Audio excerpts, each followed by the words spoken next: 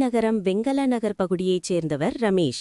இவர் தேனி பைபாஸ் சாலையில் இலவம் பஞ்சு விதை மற்றும் தீப எண்ணெய் உற்பத்தி செய்யும் மில் ஒன்றை நடத்தி வருகிறார்.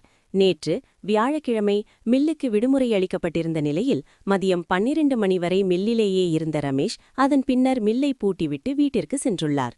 இதனை நோட்டமிட்ட 2 இளைஞர்கள் மதியம் சுமார் 1:45 மணியளவில் பூட்டப்பட்டிருந்த மில்லினுள்ளே ஏறி குதித்து புகுந்துள்ளனர். அங்கிருந்த விலை உயர்ந்த எந்திர உதிரி பாகங்கள் மற்றும் பூஜை பொருட்களை திருடிக்கொண்டு அவர்கள் தப்பியோடியுள்ளனர். இந்த சம்பவம் குறித்து ரமேஷ் இன்று அள்ளிநகரம் காவல் நிலையத்தில் புகார் அளித்துள்ளார். அதில் சுமார் 2 லட்சம் ரூபாய் மதிப்பிலான எந்திர உதிரி பாகங்களை மர்ம நபர்கள் திருடிச் சென்றதாக குறிப்பிடப்பட்டுள்ளது. புகாரின் பேரில் வழக்கு பதிவு செய்த காவல்துறையினர் அப்பகுதியில் உள்ள சிசிடிவி கேமராக்களின் காட்சிகளை தீவிரமாக ஆய்வு செய்து வருகின்றனர். மில்லில் பொருத்தப்பட்டிருந்த சிசிடிவி காட்சிகளில் திருட்டில் ஈடுபட்ட இளைஞர்கள் மில்லுக்குள் புகுந்து பொருட்களை எடுத்து செல்லும் காட்சிகள் தெளிவாக பதிவாகியுள்ளதாக குறிப்பிடுகிறது. அந்த காட்சிகளின் அடிப்படையில் சந்தேக நபர்களின் முகம், உடை மற்றும் அவர்கள் வந்து சென்ற பாதை குறித்து காவல்துறையினர் விசாரணையை தீவிரப்படுத்தியுள்ளனர். மேலும் தேனி பைபாஸ் சாலை மற்றும் அதனை சுற்றியுள்ள தொழிற்சாலைகள் அதிகமுள்ள பகுதிகளில் கூடுதல் காவல் கண்காணிப்பு மேற்கொள்ளப்பட்டுள்ளதாகவும் போலீசார் ரோந்து பணிகளை அதிகரித்துள்ளதாகவும் தெரிவிக்கப்பட்டுள்ளது. தொழில்நுட்ப கண்காணிப்பு மற்றும் சிசிடிவி ஆதாரங்களின் மூலம் விரைவில் குற்றவாளிகள் கைது செய்யப்படுவார்கள் என காவல்துறை தரப்பில் தெரிவிக்கப்பட்டுள்ளது. பட்டப்பகலில் தொழிற்சாலைகள் நிறைந்த பகுதியில் நடைபெற்ற இந்த துணிகரமான திருட்டு சம்பவம் அப்பகுதி பொதுமக்கள் மற்றும் தொழிலதிபர்களிடையே பெரும் அச்சத்தையும் கவலையையும் ஏற்படுத்தியுள்ளது.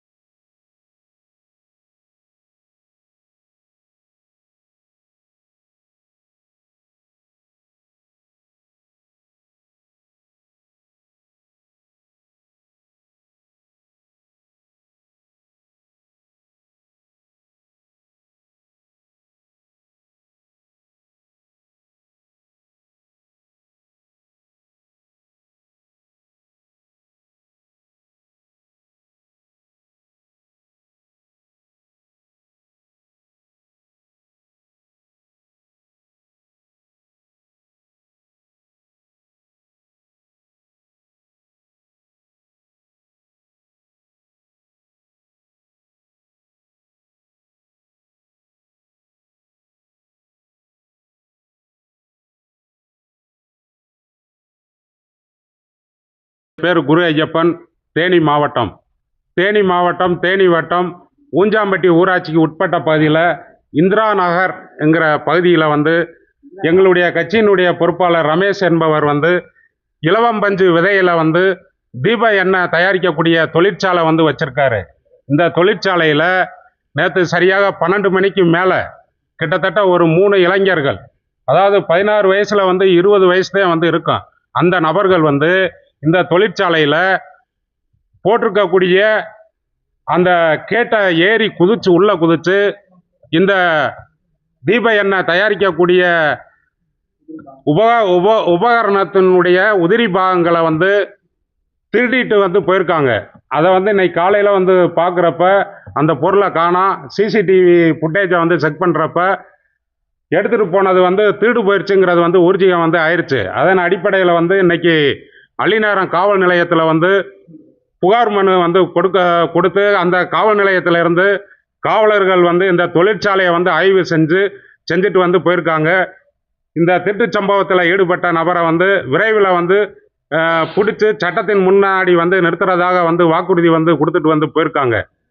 இந்த பகுதியில் தொடர்ந்து இந்த திருட்டு சம்பவம் குறிப்பிட்ட, அதாவது மிகவும் வயசு கம்மியான இளைஞர்கள், அதாவது இந்த போதை வஸ்துக்களை பயன்படுத்தக்கூடிய நபர்கள் இந்த திருட்டு சம்பவத்தில் ஈடுபடுறாங்க. இதுக்கு முக்கிய காரணம் என்னன்னு கேட்டிங்கன்னா, தமிழகத்தில் மட்டும் இல்லாமல் இந்த தேனி மாவட்டத்தில் குறிப்பாக அனைத்து காவல் நிலையத்திலையும் காவலர்களை அளவுக்கு அதிகமாக பணியில் நியமனம் செய்யணும். இன்னைக்கு காவல் நிலையத்தில் காவலர்கள் பற்றாக்குறை தான் நிலவுதுன்னு சொல்லி பேசிக்கிறாங்க பரவலாக. அளவுக்கு அதிகமான காவலர்களை பணியில் நியமனம் செஞ்சு அந்தந்த பகுதியில் வந்து இரவு நேரத்தில் வந்து ரோந்து பணியில் ஈடுபட வைக்கணுங்கிறதே எங்களுடைய வேண்டுகோள். இந்த 16 வயசுல இருந்து 20 வயசு குற்றச்சம்பவத்தில் ஈடுபடக்கூடிய நபர்கள் பார்த்தீங்கன்னா ஃபுல்லாக வந்து பார்த்தீங்கன்னா போதை வஸ்துக்கு தான், கஞ்சா, போதை மாத்திரை, போதை ஊசி இதைத்தான் பயன்படுத்தக்கூடிய நபர்களாக வந்து இருக்காங்க. உடனடியாக வந்து தேனி மாவட்ட காவல்துறையும் தமிழக அரசும் இந்த மாதிரி குற்றச்சம்பவத்தில் ஈடுபடக்கூடிய நபர்களை வந்து கடுமையான தண்டனை வந்து விதிக்கணும். அது மட்டும் இல்லாமல் இன்னைக்கு இந்த தொழிற்சாலையில் ரூபாய் 2 லட்ச ரூபா மதிப்புள்ள பொருளை வந்து திருடிட்டு வந்து போயிருக்காங்க.